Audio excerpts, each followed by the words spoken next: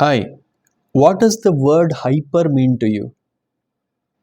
Overactive, doing more, doing a lot of things sometimes which are not necessary? It can mean all of that.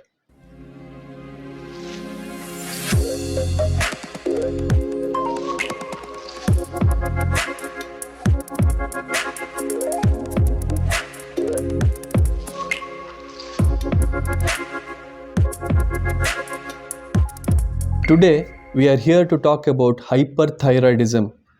That's a situation where your thyroid gland is overfunctioning.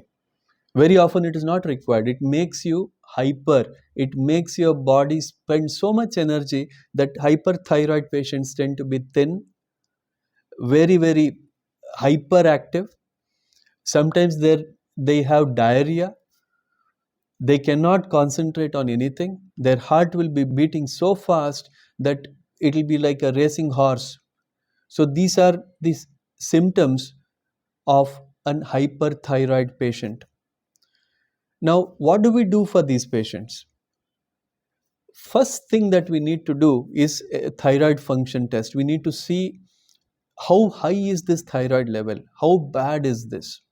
So once that is done, the next step that comes is to do an ultrasound scan of the thyroid gland to check where is this particular nodule. Is there a structure which is producing it? Is there a nodule? So once we do that, a second scan comes into play, which is called as a technetium scan, to localize this. In fact, technetium scan or radioiodine scan can locate where this particular hyperactive nodule is. Is the entire gland active or only a small portion of the gland or a nodule? There are mainly two distinct diseases which we have to remember. One is called Graves' disease, wherein the entire gland is hyperfunctioning, and the second one is a hyperactive nodule, a thyroid nodule which is producing more. Now, the treatment depends on what is the diagnosis.